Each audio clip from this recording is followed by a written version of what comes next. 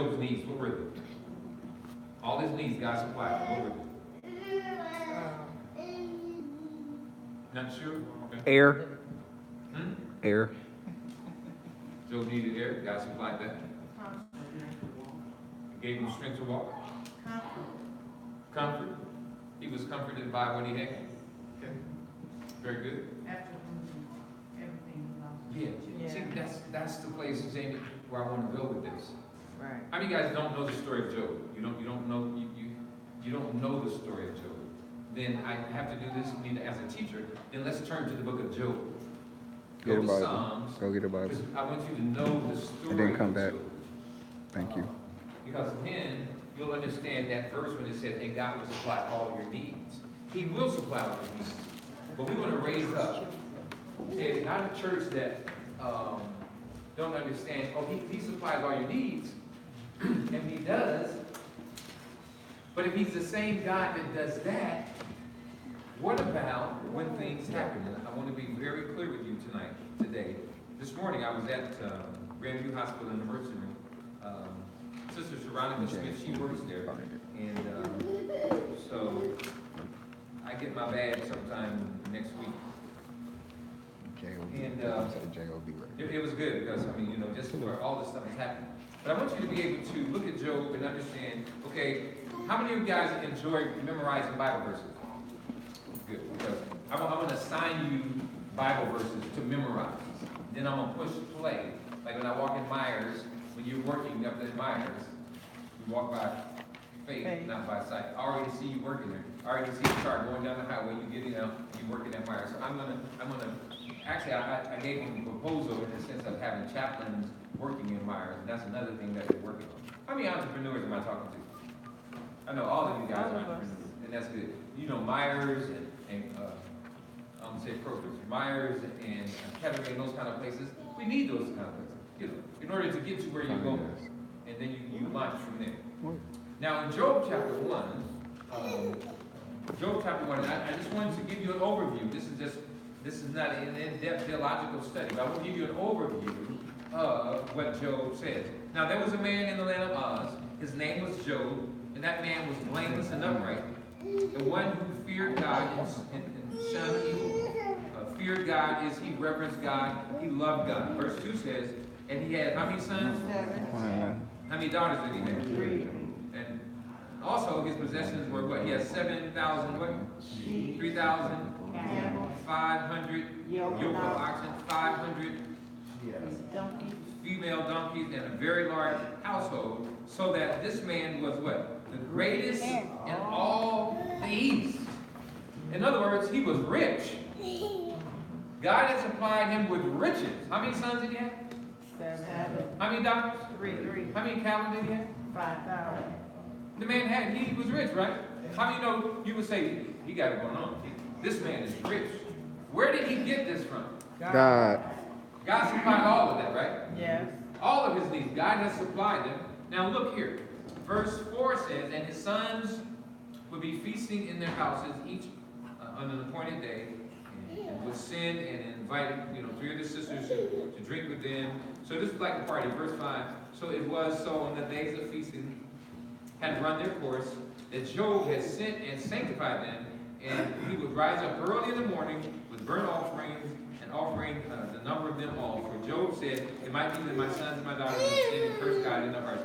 Thus he did this regularly. Job was a man who absolutely prayed for his children. Is anybody in here still praying for their children? Oh yeah. Every day, you hear me? Every day pray for your children. Where did we get this discipline from? We get it from Job. Every day pray for your children. Every day. Not one day go without going on the list of your children, and then when you become this holy line, then you have a list for your grandchildren. I pray for your grandchildren. Verse 6 says, Job chapter 1, verse 6, now there was a day when the sons of God came to present themselves before the Lord. And who else came? Satan. Who else came? Satan. Who is Satan? The evil one. Okay. The devil. Okay. Who's in control of the devil? God. Look at verse 7. It says, and the Lord said to who? Satan. What did he say? Have you considered? No, what did he say? He says, What did he say, Tim? What did he ask him? Where you come from? Where you come from. Now, if God had to ask the devil where he's come from, that means that the devil is not omnipresent. Right? He's not everywhere. Is God omnipresent? Yes. So who should you always be clinging to? God. Yeah, now here God said, say where you come from. Where have you come from? So some of you, your theology needs to change because you always have a tendency to say the devil, the devil. I know that God is in control of the devil. He's in control of the devil the same way he's in control of the wind and the rain and the storm and the heat. In a little while, we're going to be coming to church, there's going to be snow everywhere. Who's in control of the snow? God. Right? So here, when we understand that God's in control of everything, that's why you should always understand he's going to supply all my needs. Are you recording? All my needs. Can you imagine recording? 7 of your sons, 7 coffins up here? Can you imagine 3 coffins? Can you imagine outside, we had to go get weed and Bowman and all these other funeral homes in order to bury my family?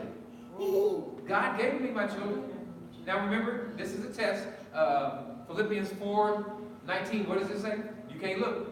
This is a test. Philippians 4:19, what does it say? Don't tell me what you're talking about. What does it say? What does it say, Alexis? Philippians 4:19. What does it say? Talk to me.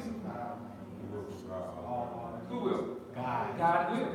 So I'm gonna be testing you guys. I'm gonna be testing you like a play. We play football. I'm saying, what's this play? We get in the huddle. What's the play? We're gonna run. You have to be able to know the play. You got to know that God is gonna supply all your needs regardless of what's going on. Because God can use the devil in order to move you places. Am I talking to anybody now? Yes, sir. I mean, because you Yes, stubborn, you sir. stuck on stupid. And so God says, okay, hey, Satan, come here. No, I said, you come to me. God tells the devil what to do, and then the devil will attack you. Because God's trying to push you out of the position that you're holding on to. How many of y'all just be holding on to stuff? You hold on to stuff, or you hold on to what we call encumbrances. Encumbrances is a person, place, or thing. Just trying to hold on to, won't let go of it. And God says, okay, since you won't listen to me, you won't be obedient, and I'm going to use the devil to move. And I'm going to show you today how that God used the devil with Job. And basically, the devil told him, God told the devil, you can absolutely cause boils on top of his head, all the way to his feet, but you can't kill him. He can take you all the way to ICU.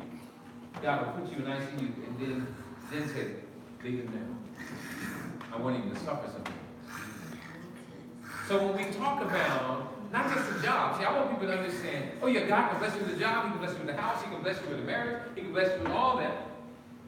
But how many know even in marriage, God said even in marriage it's going to be tough. How many of you ever read that verse? Yeah, see, most people want to jump over that verse. That's in 1 Corinthians chapter 7, verse 26. He says even in marriage it's going to be tough. There's going to be difficulty even in marriage. So that's why you see so much divorce in the church. You see so much divorce because people think when they walk down the aisle, she has a white dress on, and he's standing here in black, that it's just going to be, it's just going to be wonderful. And that's true. But it's going to also be difficult. It's going to be trials. It's going to be tests.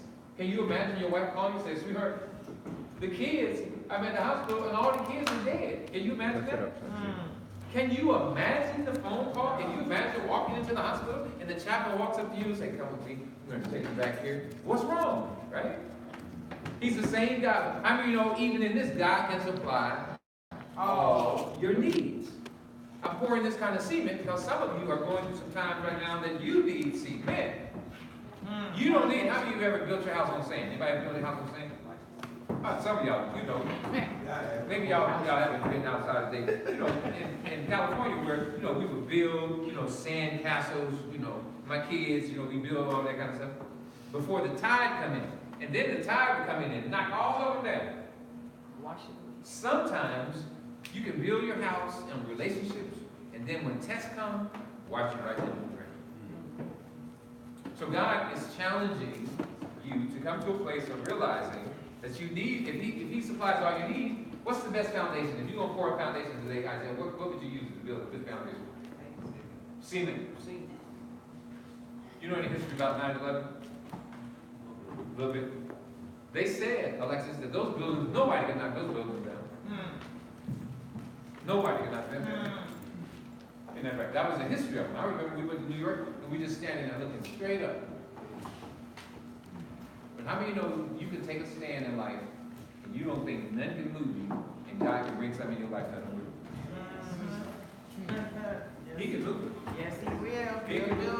Why does he move you? See, we want to reach a point where you know why God is moving you. He's ushering you. He's moving you closer because every time that something happens in people's lives, they get closer to God. There's not one case I've ever done where the person comes in and there's all kind of habit going in their life. They say, can we pray? Can we pray about this? I need prayer. I need prayer. Why? Because my baby's in ICU and the doctors don't know what's wrong with him. Everybody want to pray. Isn't that right? Have you ever been in a situation where you didn't even know how to pray? Anybody know what I'm talking about? You didn't know how to pray. You don't know what to say. You don't even know what to say. It takes your breath away. Anybody ever been there before? The news came, it's like, Yes. what'd you say? What? Preach. Yeah. You find yourself on the floor. Keep living, keep living. You ain't never got that kind of phone call, just keep living. You didn't even know your knees had given out. You on the ground. Yeah. What? Yeah.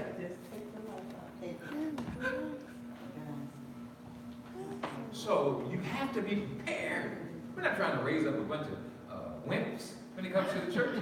We want to raise up some strong men and women that realize that when storms come, and they will come, even if you got a job and things are looking good, whatever, I don't know yet. bam, you get hit. You got to know how to recover. You got to know that there's a spare tire in this trunk, and you got to know how to get it out. How do you know you got to know how to get it out? Not only that it's in there, you got to know how to get it out. Yes. Yes. You got to keep moving. Yes. You got to keep moving. You got to know how to get that out. You know, even when all the other trucks are coming down the highway moving the car, you still got to be skilled enough to get that car up in the air and then get back on the road. Yes. That's what, because life is real. Life is real. Everybody, life is real. Yeah. This is not no cakewalk. This is real talk. Yeah, you get a job. Yeah, all that stuff will happen. But you better prepare for war. That's what I'm talking about. Whoa. Did you hear what I just asked the brother over there? I asked the brother in reference to how does Kettering deal with transvestites? Because they're here. Yeah. It doesn't matter what my thought process is saying. I can't treat him no different than I treat nobody else. Right. But what we said, WWW is what? Witnessing with our words. And you listen, brother, you got to be confident in who you are as a man. Amen. Like, you got to be confident in who you are. You got to know that I'm all woman. I don't have no problem with that. I'm all man. I don't have no problem with that. I know who I am. Right. I know who my Redeemer is. And I know he lives. I know he lives. Therefore, we're able to entreat them. But then some of y'all raising children. You're raising children in a world that's absolutely what? Gone mad. It's gone mad, Alexis. And you have to know how to take a stand. Here, Job, and let me help you, since we were talking about, and God will what? Supply all my needs. Will he supply my needs when calamity strikes? Yes. Will you be the one that says, you know, the devil did this and the devil did that, or my supervisor did this or did that? Or will you be the one like Job says, Lord, he gave them to me, and the Lord takes away. That's what I want to help educate you to today. You got to be astute enough to know it was the Lord. I heard your son got shot. It was the Lord. The Lord gave him to me, and the Lord has taken him away. But no, I heard that somebody shot him. Like I said, the Lord has taken my son. If you don't know the scriptures, if you don't know God, you won't say that. You're going to say, yeah, that guy killed my son, and I'm going to kill him. I'm going to kill him. And as soon as I go get me done, I'm going after him. The peace of God. Turn your Bible to Philippians. Let me show you this. I'm going to show you where the peace of God. Linda, tell you this. His peace. How many of y'all are lacking peace this morning? You want peace? You don't have peace? You want peace? Let me show you. God will give you peace. When, Pastor? He'll give you peace. And then we come back over. We're going to take a picture of Job. That's why I'm telling you guys that you have to be able to come to Bible study. You got to come. You got to come. You got to memorize Bible verses. You got to have put it in your toolbox. We got to raise the children. I want the children. I already got her signed up for class. I already got her signed up. I already got her signed up. I already got them signed up for class. I need them. I need these babies early because listen. They're the ones that's growing up in this world, precious. They're growing up in this world, and they need to be able to understand what's going on. Because they're gonna come home and say, "Dad, yo, Mom, what?" They want some answers. Little up so you And can as see you it read close. Bible lessons to them and Bible stories to them, they'll be able to relate to Noah and Noah's family. They'll be able to relate to why did God even put a rainbow in the sky. Their brains, they can get it. They'll start articulating it. And when you said that Jesus is going to come the same way, remember it was in the day of Noah, they'll say, "Yes, sir, yes, ma'am." That's what it's going to be in the day when Jesus comes back. They'll get it. It's, okay, yes, ma'am. But you got to be able to pour it into them. Now, Paul writes here, and we're talking about peace, and some of you got to come to a place of realizing that God, He'll give you peace. Wait, Pastor. He'll give you peace in the midst of the storm. All right now. Yes, he Is anybody out there? Yes. When will He give it to you? In the midst of it. Yes. In the When middle. you don't have to keep taking Motrin, you don't have to keep taking all these pills to try to give you some peace. You don't need to go buy peace. You don't need to go buy a 38 or whatever to get you. He'll give you peace. In the middle of it. So he says this in the text that we're going to be looking at here. But I'm going to show you something here. Look at Philippians 2:14. I want to help you with this. Look at 2:14 first. 2 and 14, bro. Philippians 2:14. Yep. Verse 14. What does it say? Do all things All without things complaining and without disputing. complaining and disputing. Okay, look up for a minute. Let's look at it. Let's look up. Let's number it. He said, do it. How many things? With what? Without murmuring or. Okay. How many? Anybody need help with that? Anybody need help? Everybody's hands are up. That's good. Yeah. Thank y'all for being honest. Thank you for being honest. How many things, Pastor? All things. In the midst of the storm, God, Isaiah, empowers us to be able to do all things without murmuring. For some of us, we're going to be in Africa September, we leave in America September the 9th, 11/9, September the 9th. And we're 9/11, we're going to be there, and you're talking about no complaining. You're going to see people that is going to shame you. It's going to break your heart. Because what they don't have, we throw away. Paul says, do all things without murmuring. That's a discipline. Yeah, Elizabeth here, she's not complaining. She had just got used to the best milk in the world. Can y'all hear me? I love to hear cries like that in the church. That's young people. Yeah. And she got used to the best of the best. And she ain't, the pacifier ain't gonna work. How many adults feel like we're gonna talk about? Pacifier won't work. I want real milk here. Okay, Mom? Let's get it together. I want some milk, Mom. I ain't gonna stop talking till you give me what I need. How many know you need to be that hungry for God? You need to be that hungry for God and stop taking all these pacifiers. You understand? Spit them out like she does. Spit it out and say, no, that ain't the real thing. You need to be discerning enough to do that without murmuring and complaining. And that's why you need to understand things about this phone sometimes will give you stuff that you really don't need. Amen. So when Paul says here that we need to do everything without murmuring and complaining, look here at chapter 3, verse 8. He says, Philippians 3:8, he says, yet, indeed, I also count all things lost for the excellence of the knowledge of Christ, my Lord, for whom I have suffered the loss of all things, and I count them as what? Rubbish, that I what? Might gain Christ. Are you willing to absolutely count it all rubbish for Christ? Yes. Are you willing to absolutely step out and just put aside everything that God will give you and just call it all manure? That's really what it's down to. Can you call it manure and then just turn for God? God I live and God I die. Yes. That's what Paul said to the church at Philippi. He says, if I live, I'm going to live for Christ, and if I die, it's gain. My precious friend and brother for years, he and I are opening, we're walking through Philippians right now.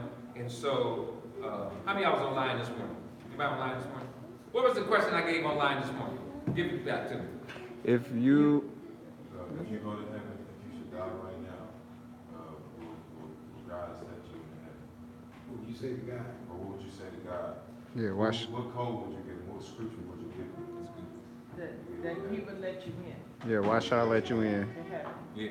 So Glenda, we were talking online this morning, and we said the question was, if I would die right now, and then I would get to heaven, why would God let me in His heaven? And then we said, what code? Because everybody started making up their own verses and stuff like that. I said, no, what Bible verse would you give to God so that He could let you in heaven? And I listened, Tammy Richardson, I listened to her this morning, I recorded that. Raymond Mack, I listened to what he said this morning. Javante, I listened to him. Because I was listening for, if you're in Philippians, go to Philippians 1:21 real quick. Philippians 1:21. I was waiting for somebody to hit me with that. That's why sometimes I need some of you Bible scholars online in the morning. I know y'all be asleep, but amen, lights. And you got to wake up. So now, Javante, as he turns to that verse, it's just going to make sense to you. It's just going to make sense to you. Paul said in verse 21, Philippians 1:21, what did he say, Ted? For to me to live is Christ. For to me to live is what? Is Christ. Now, listen, how many know you got to be able to count some stuff rubbish? How many sons did Job have? He loved them, you know that. You know he loved his sons. You know he loved his daughters, right? How many of y'all love your kids? I love the kids. Love them, right? Anybody in here outside myself, you ever lost any of your children? I've lost children.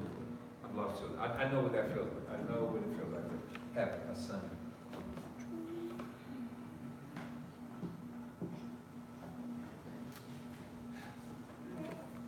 Job has 7. You don't remember 7 is just 1. You can't imagine what it would be like if she's not in your arms tomorrow. And if her body was over here on Gettysburg at a week funeral. You can't imagine. You cannot imagine what that was like. You cannot imagine what it feels like to go into Bowman Funeral Home and sit down there at the table and talk about the person you're about to bury on Friday.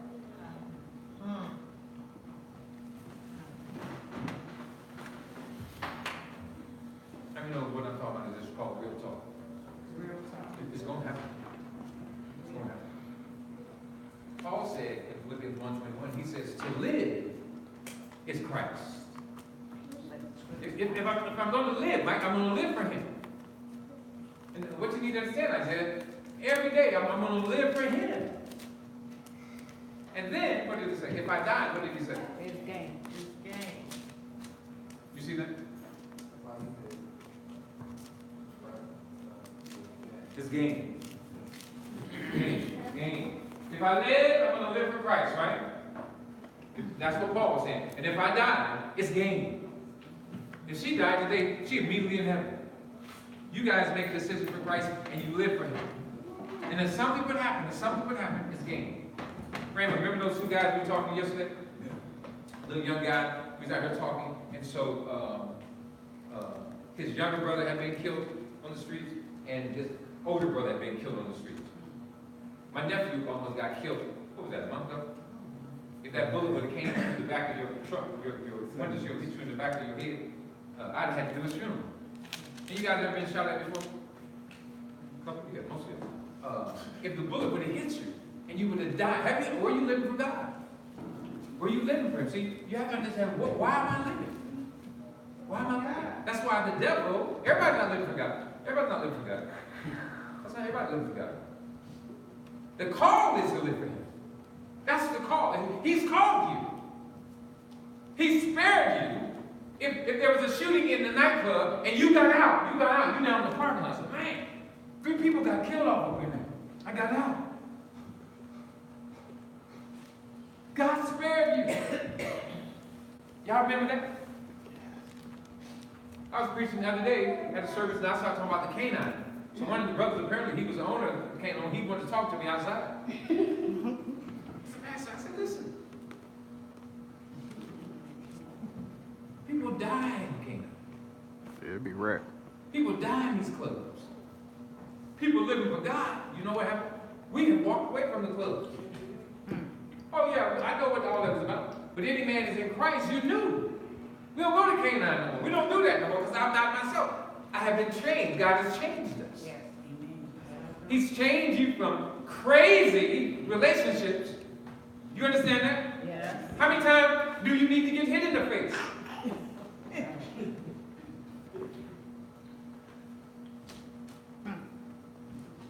He'll bring you out of that. Yes, he will. God is good. How many times do you need to get shot at? How many times do you need to eat food and you know that she tried to poison you? Or vice versa, you understand that? How many think God now has these tubes in your nose, pulling all that stuff out your stomach and looking at you? The chaplain comes in and looks at you and says, you know you almost died, right? Yeah. All right. Warning comes before what? Destruction. Talk to me. Warning comes before destruction. We're talking about how God supplies all your needs. Okay, good. Yes. But what happens when the bottom falls out? What kind of foundation do you have? Some of you guys, you've made money, you've had all this stuff before. But what happens when the foundation leaves? What kind of man are you? What kind of woman are you? What do you have to stand on now? Because you don't want to be like that. The house is built on sand. Because the waves are going to come. Sometimes people start building all these nice things. They don't know. They come standing out there. They look at the ocean. The waves are way out there, Mike. And they don't realize that. The guy says, come on, man. We're going to build. Let's build something right here, Mike. Let's build something. So Mike comes and says, man, you guys can't build right here. You can't build right here. Man, this is a perfect place. We got a view of the ocean. This is just wonderful. So the guy said, man, you see those waves out there? They coming this way. But the guy don't know. He don't know the motion of the waves of the ocean. He don't know the rhythm of that. I mean, sometimes people don't know the rhythm of the world. They start building these houses. On false relationships because it's nice right now. But there's a verse that says, "Man is born for trouble." He don't see that wave coming because it's way out there right now. Anybody know what I'm talking about? Right now it's nice. It's nice right in the club. It's, you're kicking it. You know what I'm saying? And everybody kicking it. We jam, you know what I'm saying? This looks nice now, right? And water in the waves, they came in here. They came in here. It's coming. Say amen. It's coming. It's a matter of time. Yeah. It's coming. And then, just a little water coming. You know how the waves start creeping in. You don't think nothing about it. Oh, man, it's still jamming. It's still jamming. Yeah, then all those waves start coming. You know the little houses you build on? Look at it now. God don't want you to be like that. He's a God that will supply all your needs, all of them, and he does it according to his riches in glory. That's where? In the church. Amen. Everything we need is in the church. People like the brothers just left keep coming to the church. We're bringing it to the church because we can teach and preach, but we want to bring everything to the church. Everything you need is in the church. Amen. Everything. Houses, all that kind of stuff. Yeah, you need that. Amen. Yeah, you need that. Yeah. Yes. You need God more than anything. Yes. Amen. This morning, I make an appeal to you. I want to work this verse a little more. I want to make an appeal to you. If you are not a member of this church, I'm making an appeal to you to absolutely join the church today. I have an application I want you to fill out. I want you to be a member of this church. I want you to absolutely know who your shepherd is. Know who you are. Because a lot of times, my experience when people are about to die, and I ask them, who's your pastor? That's wrong. No, you need to be able to say, Pastor Man. No, Jimmy Man, not LeVon. His phone number is 272-2330. He's at home right now. Call him. It's going to be right here. You need to know yourself, right? It don't matter what time of the morning it is. It don't matter what time of the day it is. It don't matter if you're in jail. It don't matter if you're running from bullets. You need to be able to call somebody. You understand that? That's what a shepherd does. I ain't talking about if you call somebody and the phone says, well, the number you dialed is no longer in service. I've had the same phone number for 30 years. People get out of juvenile center and they say, Pastor Man, your phone number is still the same. I said, it is. Oh, God, dog. For real. I love that. For real. They start trying to put my phone number in there. They say, no, Pastor, I already got it. It's like, all right. So yesterday, this is the verse that I shared with Brother Todd. We're working through this. Turn your Bibles to John chapter 11. John chapter 11. Why we're talking about many things, but we're talking about how God supplies. You got it? How he supplies. John. John chapter 11. John chapter 11. Let's say we're looking at this verse. Let's Nina, God supplies all your needs. all your needs. Amen. All your needs. I've been assigned to my dear brother's life. And so, how many know in life, you start collecting a lot of stuff. You get all kinds of stuff. So Todd right now, he has a house full, he got a basement full of stuff. And so we're going to put an army together. I already know the brother that I'm going to assign for this. We're gonna, when he does die, Raymond, I already got the army of men that's going to go over here. We got to clean that house out. How many of y'all know his son? Y'all need to throw stuff away. Anybody know about that? Yeah. How many know somebody going to have to come behind you one day and clean up your house? Yeah. So we're now doing a survey, Linda. Wally Strong, we just got out of the hospital yesterday. His blood level was down. Papa. Brother White was there with me yesterday at the battle. He's feeling good, but he's dying. Just a matter of time. So verse 25 is the verse that we're going through. And I got a read big to you out screen. loud. Read to you out loud. So John chapter 11, verse 25.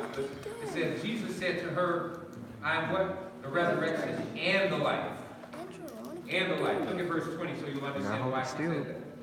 Now Martha, as soon as she heard that Jesus was coming, went and met him, but Mary was sitting in the house. Verse 21. Now Martha said to Jesus, Lord, if you had been here, my brother would not have what? Died. If you had been here, Lord, he wouldn't have died. Verse 22. But even now I know, look at her faith. But even now I know, whatever you ask of God, God will give it to you. Isn't that some good faith there? She knew it.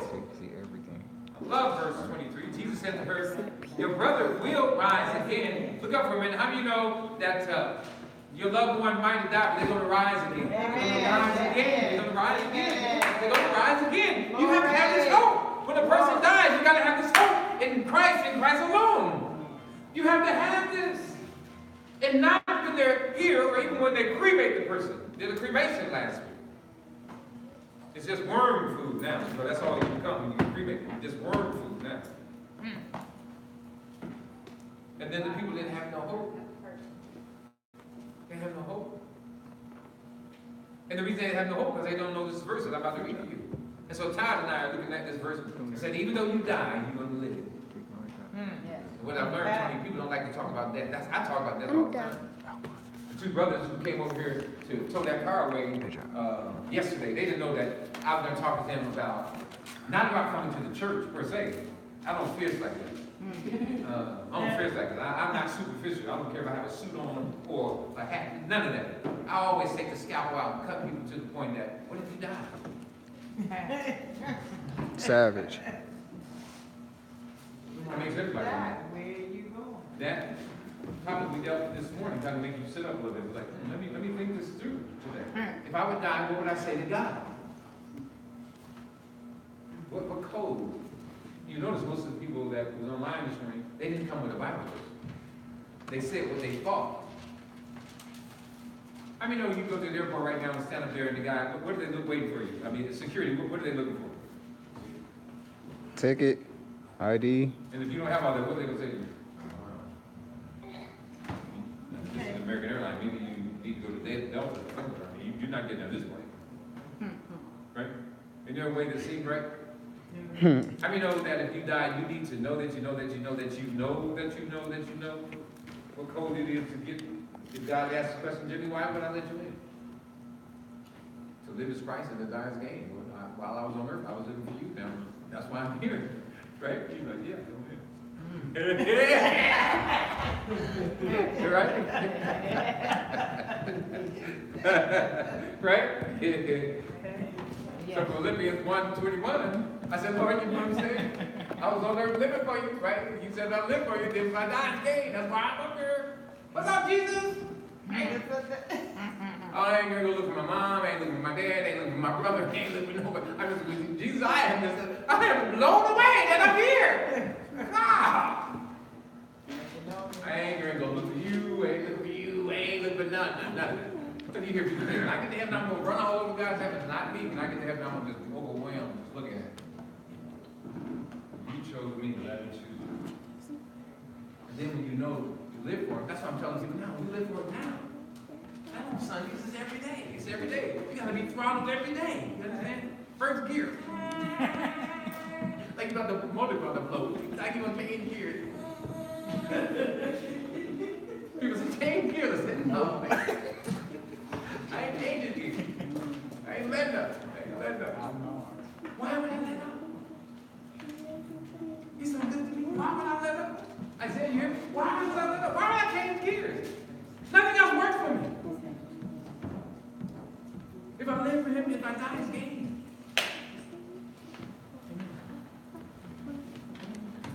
So that verse, go up there. Let me read it out loud. I'll do another time. This verse is where Todd was his name. He and I went to high school together. He and I used to smoke dope together. In college together. Did all that. Got married. Went different. All that. We did all that together. Now, when I got saved, I started discipling him, and he kept running. And so he got caught up into, alcohol and all that kind of stuff, and alcohol took him out. Because how many know alcohol can take you out? Anybody know what I'm talking about? Alcohol can take you out. You can play with alcohol for a long time, and then alcohol says, no, you're going to do what I say. You're going to do what I say. You were just having a drink, or once in a while, at a little dinner, you know what I'm saying? Just have a little drink at dinner. Turn your Bible to Proverbs chapter 23, because I'm on alcohol. And then I'm going to come back over here. Proverbs chapter 23, let me show you this thing about alcohol. Yeah, you have a little bit, a little wine, when you go to Red Lobster, ain't nothing going on, you know what I'm saying? Then one day, let me show you, Proverbs chapter 23. This is so profound that you got to see what the Word of God says. The Word of God says. You read it, but let's read it in context. So, give me that one. Thanks. 23. Look at verse 26. Proverbs 23, 26. Listen to this, Andrew. He says, my son, give me your heart, and let your eyes observe my ways. Now understand this. This is like PMS. This is like power, money, and sex. Now, Andrew, make sure you get this, because we want to put this out. He says in verse 26, Proverbs 23, 26, my son, give me your heart, and let your eyes observe my ways, for a thought. What's a thought? That's the word you guys made up. There goes that hole. You know how it goes? Or did they change the language of a prostitute or a harlot? You talking about the thought, the acronym? That's an acronym. What does it go for? You want me to say it? Yeah. That hole over there. Yeah, that hole over there. But that's in verse 26. It says, for my son, give me your heart, and let your eyes observe my ways. For a harlot is what? A deep pit. And a seduction is a narrow well. Now look at this. She also lies in wait for a victim and increases the unfaithful among men. Look at verse 29. Now we're going to start talking about alcohol. It says, but look how alcohol and being a whore comes together. I know none of you guys never been to nightclubs, whatever. I know none of y'all never been like that. But when I used to be in clubs, you go to the club and you would buy her a drink or whatever. I know you guys never did anything like that. But the nightclubs I used to go to, I didn't even think the K9 was happening when I was unsafe. I don't think I would went to the K9 because of how it sounded. we went to places called like the hole in the wall. That sounds attractive, doesn't it? Dude, Why would that's you go crazy. to a club called the hole in the wall? Name me some clubs. Here or Tahiti, anything. Yes. Trism? The 19th. Elks. BMW. BMW. Y'all never heard of BMW? I don't know. It's just like there's websites for pornography. Every day there's a difference. They just make them. For clubs, But you notice how sex and alcohol comes together. So he says in verse 29, who has woe? Who has sorrow? Who has contentions? Who has complaints? Who has wounds without cause? Who has redness of eyes? Look up for me. And you guys ever had woes after getting drunk? Ever had sorrows? You wrecked the car, but don't know where the car is. Who has contentions? Who has complaints? And who has wounds? What happened to my knee? What happened to my jaw? God beat you up in the bathroom? You don't even remember. Woes. Where is my car? The Bible's very clear. You wake up, your wig turned like that. You have to look out. Then when you look out, you see somebody that's like, ooh, where are you? Right? What the hell, right? What have I done? What causes this? Alcohol and sex. The Bible is clear. And sometimes people don't want to look through what the lenses of the scriptures say. Can you see this? He says, who has wounds, and you don't even know how you got them. Look at the dent on the car. What happened to your car, man? You don't know. You don't know what happened to it. Because alcohol does things to you that the Bible's going to let you know. He says, here in verse 30, he says, those who linger long at the wine, those who go in search of mixed wine, do not look on the wine when it is red, when there's sparkle in the cup. It looks so, I know again, you guys probably never, remember how the guy just kind of pours it, just sparkles there, just kind of, you know, lights are down, got a candle light, you know what I'm saying, trying to be cool. You just pouring it down, right? Just pouring it down.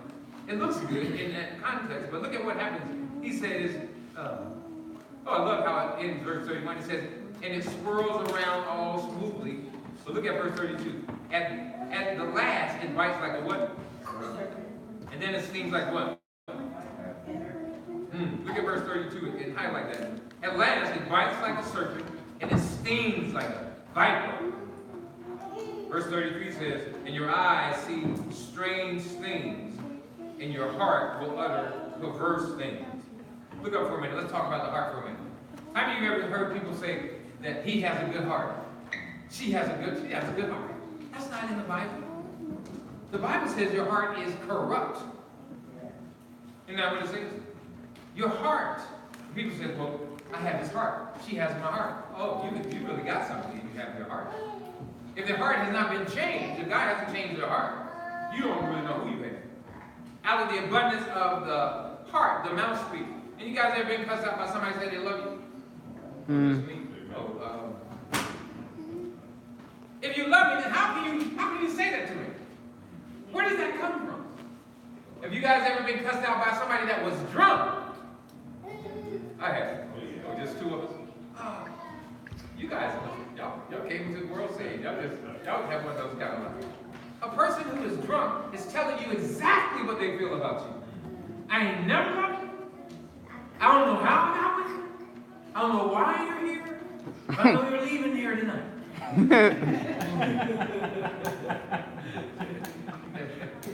Somebody said, amen. Look, alcohol will bring it out. Will bring it out. Alcohol will have you standing in the middle of the street. Tequila will have you standing in the middle of the street. Cars coming your way. You try to jump in. Right? What's wrong with you, brother? What's wrong with you? Listen to what's coming out of his mouth. This is the unsaved person that I'm giving you a picture of. A saved man no longer does mine. No longer does these things. He understands the Songs of Solomon when it comes to his wife. He's totally satisfied with his own wife. That's why I'm pushing marriage. Encouraging brothers and sisters to get married. Amen. Like, y'all don't even know that. Y'all don't even say amen when I say that. That's an appropriate time to say, amen, Pastor. You should have did that. You guys get married. Amen, Pastor. I'm getting married. Because this girlfriend stuff don't work. The real issue is, what is this long dating stuff about? I have just been blown away. When y'all gonna get married? Just give you this long date way out here. The Bible says It's better for a man to marry than to burn. Right? Get some good counseling. Make sure you know what we know we're about to do. Don't just go get married. That's why people go down to Las Vegas and get married and then come back, or they go to Las Vegas and then realize that he thought he was about to marry a woman and found out. Yeah, that's the wrong place to do it. The wrong place. You can't be doing stuff in a hurry no more. You understand what I'm saying? Not only do you need to get, blood tests, you need to actually find out, is it a man? Is it a woman? You understand that? Somebody just be saying amen. Because some of you brothers remember used to be a day you just get a blood test. Don't get a blood test. Not today, buddy. You need to go get an MRI, you understand? You want to find out if you're really real off in here. Yeah, the White House was sharing with the church earlier today at the Home Depot yesterday. And Natalie has on her bag. And Home Depot allows it. Just like the brother was saying, even Kettering allows it. He, she. What? It's on their badge. And I almost asked Natalie, my phone, the only reason I didn't take a picture yesterday, my phone was in my car. If in that moment when I was talking to Natalie, I would say, can I take your picture? That was in my heart. Because I was telling her, this is new for me. This is my first experience with this. I want this to be noted. She didn't know how to respond to me. They didn't know how to respond to me. I noticed their co-workers didn't really know how to respond to Natalie. They were uncomfortable. We're here, ladies and gentlemen. This is real. The question is, how do we maneuver in a world like this as Christians? You can lose your job if you say the wrong thing to Natalie as a Christian. You can lose your practice if you refuse it. Pretty deep stuff, isn't it? We're here. Dr. James Dobson said in 1970, he actually gave us a prophetic picture of what America was going to look like if families didn't start coming together and standing up against all the stuff that was coming our way. We're now here. Remember Dobson? Dobson was one who focused on the family. And now, Mike, he was telling us this stuff back. We just got out of high school. And Dobson was saying this was going to happen to America if the fathers and the families didn't stand up together and fight against this wave that was coming, what we're seeing. This here. You can't laugh about it? Because he is so confused. His mind has been twisted. He thinks he's a woman. He thinks he's a man. And you have to work with him.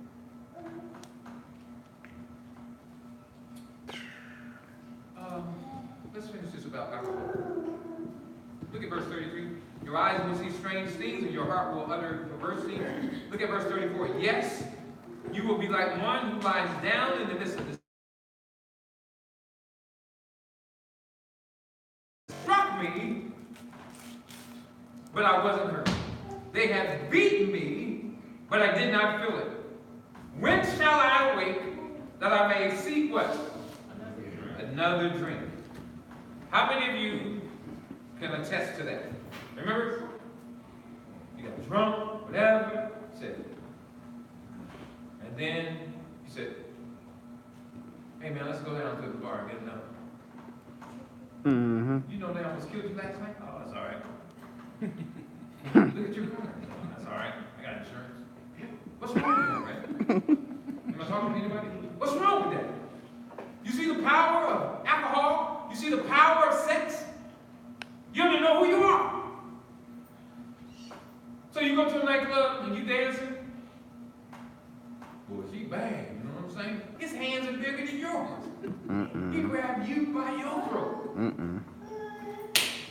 Beat you up, put you out your car.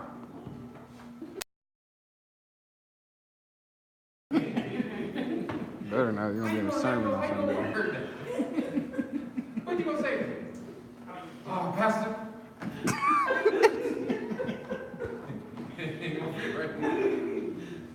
Then you gonna tell your partner, man, this really what happened. Because you got your lip all busted up. Look like a woman to me. And New York, 10 beautiful women just walked down the sidewalk. This is the old statistic. 10 beautiful women. Dang, dang.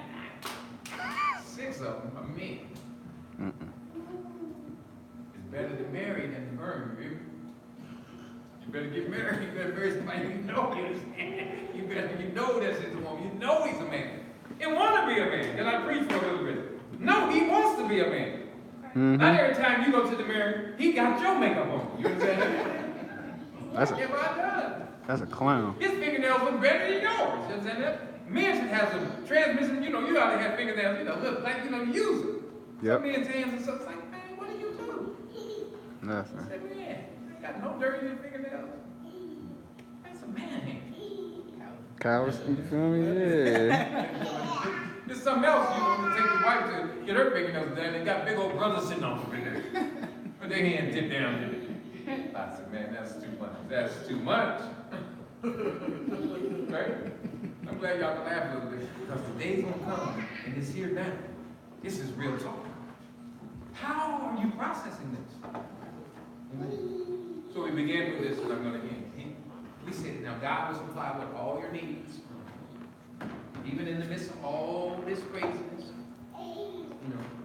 When they walk into Dr. Spencer's office and has to sit in his chair, and he has to sit there, and he wants to be called Natalie. His name is Nathan, but Dr. Spencer would have to call him Natalie. Or he could be attacked, he could be sued.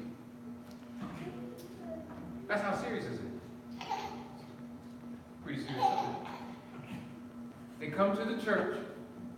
You can be preaching Romans chapter 1. You ain't called nobody's name. They record it. You find yourself in court. Yeah. They're in your leadership. He wants a position in your church, in leadership. He or she, and you choose not to. Not going to happen. Because of his lifestyle. You're now important. We're here. Now, will God supply all your needs? He will. We started with that verse, I'm going to end it. But I want you to be able to Velcro this. We said that if you would die, you would stand before God, what verse would you give me? We resonated with Philippians 1:21. I live on this for Christ. And live for Christ is not a cakewalk. You have to be able to stand up and proclaim the gospel of Jesus Christ in a world, this world that I just painted you a picture of, in a world that's gone mad. You have to proclaim the gospel. In love, but you got to be able to tell the truth, none but the truth will help you God. Somebody tell me, what does John 8:32 say? John chapter 8, verse 32, what does it say? I'm going to give you a couple more verses to build for. Yeah, Danny, or Derek, what does John 8:32 say? Derek, this used to be one of your favorite verses. John 8:32, what does it say? Come on, people. That's why I said we love memorizing verses at All Nation Bible Fellowship. Because you're going to need them. You're going to need these in your toolbox. In your spiritual toolbox, ladies and gentlemen. You need to know the Bible. In John 8:32, what does it say? And the truth will what? Set you free. Set you free. Alexis, it's the only thing that'll set you free. Truth. Mike? Truth. Only thing that sets you free. What are we talking today? Nothing but truth. Turn your Bibles to Galatians chapter 4, verse 16. Let's look at that. Galatians 4:16. I'm closing. That's my third quote. Galatians 4:16. You have to know the Bible. That's why we want you to come on Tuesday nights, doing like the class on new beginners. All the new beginners, all the babies are coming. Some of the senior ones who've been studying FOF, we have classes. We're going to have them broken down. But I want you to be able, I'm telling you guys. I'm telling you. And Dr. Spencer, it was so, the guy, Natalie, up at Home Depot, he was so uncomfortable. He was so uncomfortable. And I could discern that. And Alexis, I didn't say anything to him. He started playing in his hair, start doing that kind of, like women, how women start playing in their hair. When, she's feeling some kind of way, she starts playing in her hair, He started doing that, playing in his hair. I'm just standing there. Tripping. Because women are, when she feels some kind of way when you walk up there, she starts playing in her hair. So you. He started trying to do that. Just unnatural. You know how to read women. She started stroking her hair and stuff. She's trying to tell you something. What about when she don't have no hair? She'll show you the roundness of her face. Hear what he said. He said, they still do it. I'm glad you guys are mature enough to laugh. So in Galatians chapter 4, verse 16, what does it say? Get the Bible. Isn't that the truth? So I'm telling you the truth, so now you're mad at me? I'm just telling you the truth, man. You are a man. You're a man. Now what happens is when you tell people the truth, now you can come in, now everybody want to run away from you. So Paul, he already said, who has, look at chapter 3, verse 1. What did he say there? Isaiah, this is so good. He says, who has what? Chapter 3, verse 1. Oh, foolish Galatians, what did he say? Who has what? Who has bewitched you that what? Yeah. So who has bewitched you that you now have bought the lie? You've been bewitched. So you now think that you are a woman incarcerated in a man. Who's bewitched you? Oh, foolish Galatians. And so then children are growing up. Who's bewitching them? You put them on these school buses, they go to class, and now they're teaching your baby that she's a male locked up in a female's body. That's bewitching.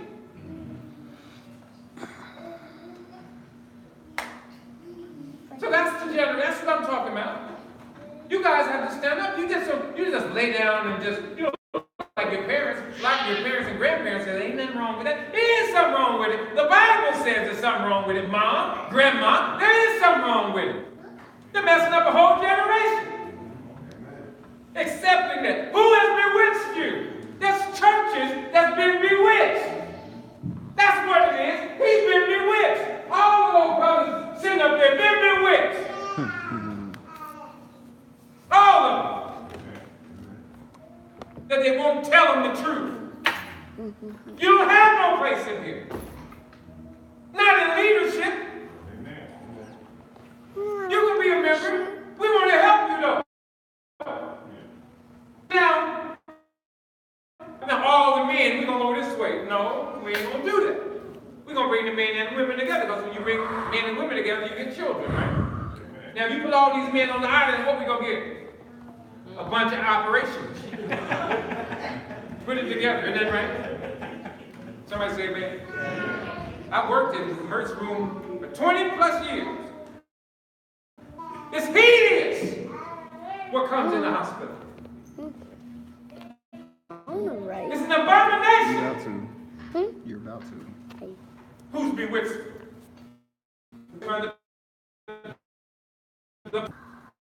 They see it's so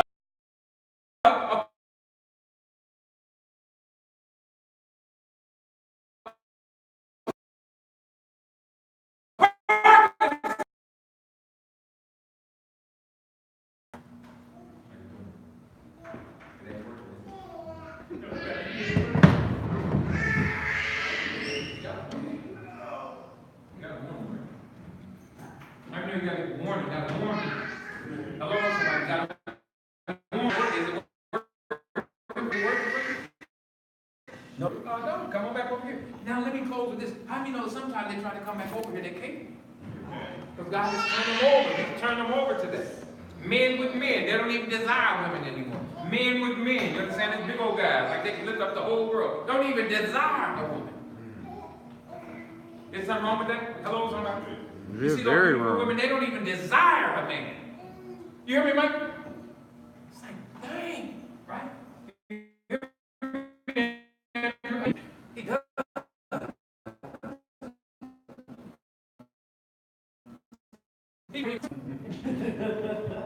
Look at it. You're not funny. He loves the women. You hear me, Dwight? Andrew, the kind of brother, especially down at the juice bar. His whole demeanor changed up. Nice woman comes up to the juice bar, Andrew's like, I can help you. He said, Willoughby. He can tell you real.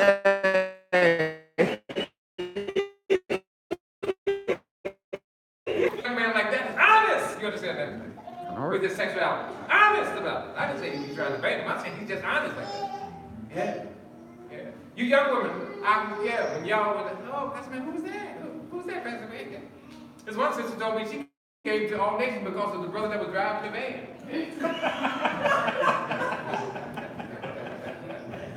That's it, right on.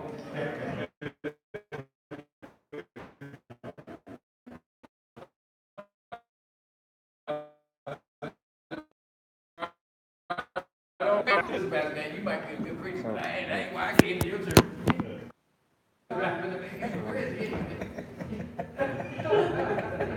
I said, since I sure love you, she loved me. Come on, say that. Amen. That's right. You be in this church, you're gonna be a man, you're gonna love women. I'd rather see you looking at women. Man, who's that? Yeah, focus on the scenery. I'm gonna turn you, don't focus on the scenery. Yeah, I'm glad y'all laughing with it. Amen. Isn't this real? Isn't this real? Amen. This is real. Church money. You know that verse I finished in John chapter. Church money football. It says, even though you're not Spell shall it. you live. Okay, so to learn how to spell it, just write it back to back. Later, sometime I'm gonna go back over there, spend some time with him. He's dying. I wanna raise up a church that's not afraid to be people when they're dying. I do. I would like to minister and mentor men and women who have my heart when it comes to the dying. That you find yourself leaving the hospital and going out to wherever the patient is. Sister LaShonda used to be a member of this church. Her mom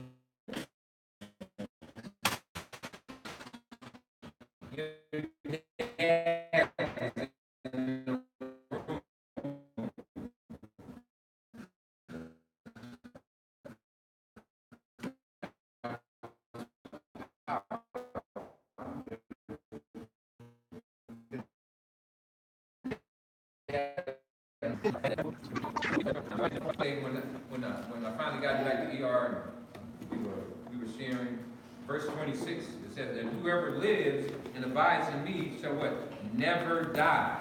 And then the question is, do you believe this? You see that, Isaiah? Verse 26. And whoever lives and what believes in Jesus shall what? Never die. Do you believe this, Raymond? Because sometimes when people go to sleep, you're going to come to the hospital and we're going to put them to sleep. They're scared because they think, what if I die when you put me under? Most people have anxiety when they get ready to go to surgery because we're going to put you under for 2 hours or 3 hours. And they're so frightened the night before, they can't even sleep. But when you have the peace of God, no problem.